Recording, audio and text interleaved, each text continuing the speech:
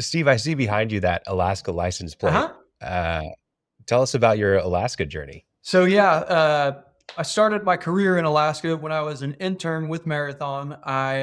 My mentor, they asked him if he wanted to go to Alaska. They had a position open, and he was telling me that he didn't want to go. And I mentioned, I was like, I don't have the 3 to 5 years experience that they're looking for, but I would love that opportunity. He had a baseball game with the land manager of Alaska that night and told him that I'm not going to go, but Steve will. And next day he's in my office and says, "Hey, he's like, are you really willing to go?" And I said, "Yeah, I think so." And so they flew me out, let me take a look at the office, kind of see what it was about. And I said yes. And it was one of the best things I've done. It was a cool Wow. opportunity. I got to work on some projects that I probably wouldn't have gotten to work on at all. I had no business working on the projects that I did, but I was the only option they had. So they let me work on it and they trusted me. So it worked out, and it was a fun time. I was there for about 15 months before I got Wow. rotated out of there. Any crazy Alaska stories? Probably not too crazy. I guess the best one is I broke my leg backcountry skiing, and I had to walk a mile and a half out on a broken leg and Oh dislocated God. thumb. Uh, so Nothing big it happened. Nothing other was than that. yeah, Nothing. Yeah. Fought off a grizzly nothing bear with my major. ski.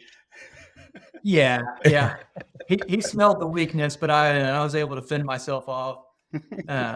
It sounds like you could be season 2 of Landman, this Alaska edition. I'm what not to do in that regard. That's kind of That's sounds great. like a lot of But us landmen got hired. Well, I need 3 to 5 years experience, and then nothing happens, and you're like, okay, well, can you breathe? Yo, you're breathing, yes, yeah, and you want to come yeah, here to middle of nowhere, East Texas, you're hired, yep, yeah, and then you spend the next 15 months doing things you have no business doing, but you figure it out. yeah.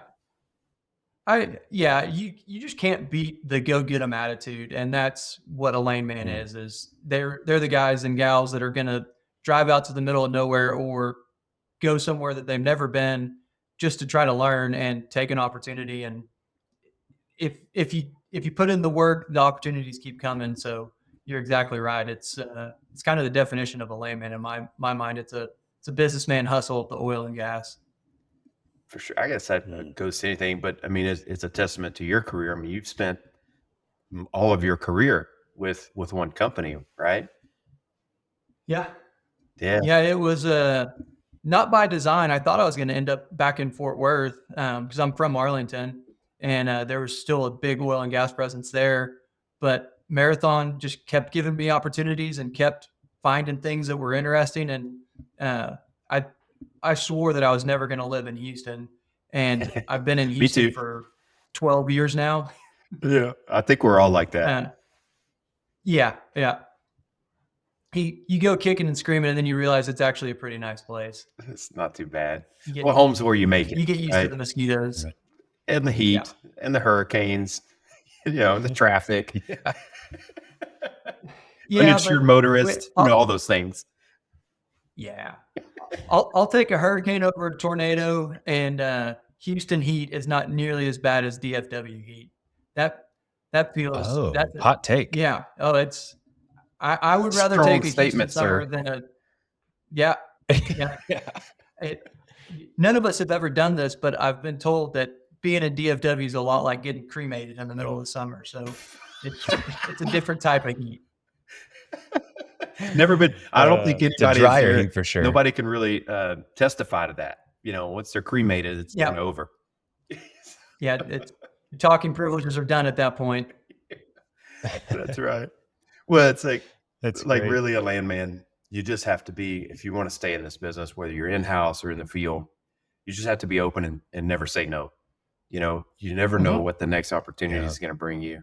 The people you might have met, through your career, we all come full circle. I mean, you and I've run across each other 10 years ago.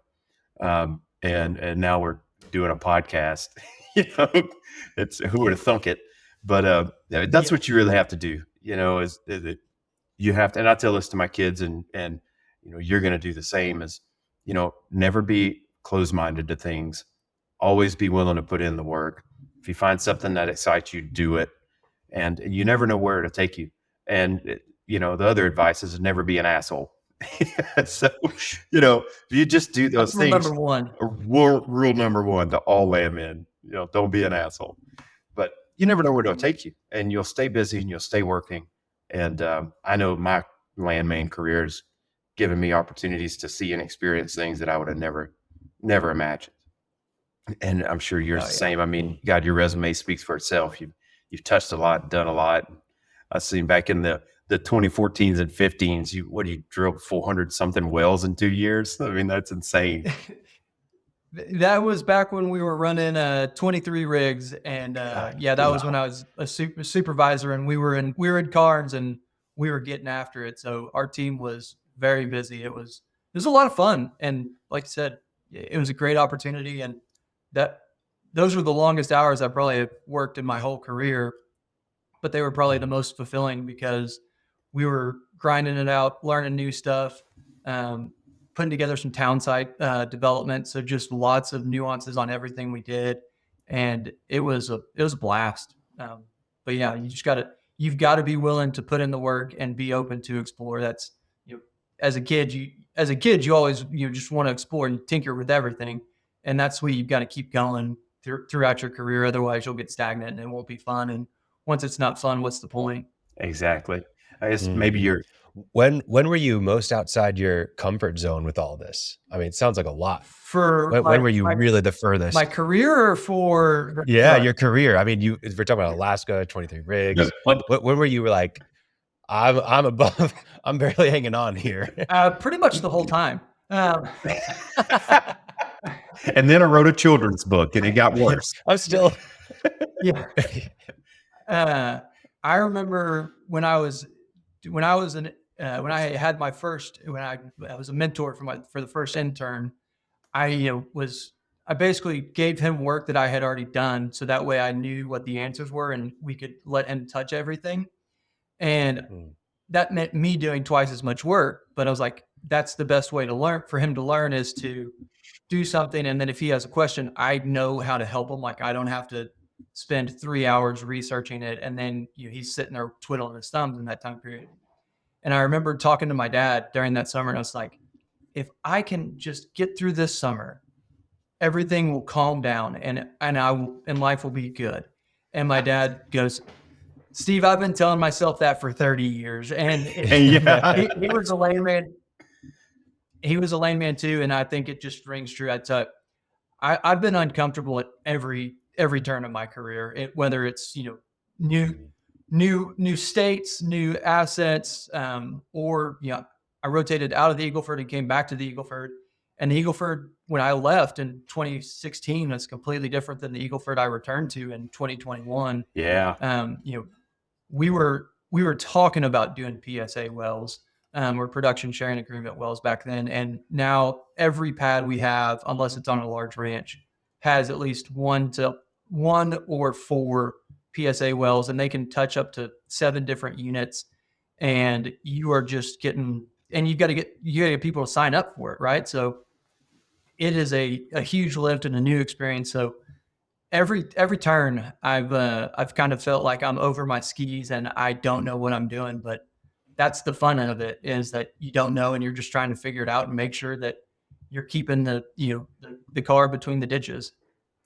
I think that keeps you sharp too. If you're constantly looking over your shoulder, you're like, man, I better stay in the game. I better be focused here because something's wrong. I just don't know what. It's that constant. It keeps you on your toes, that's for sure.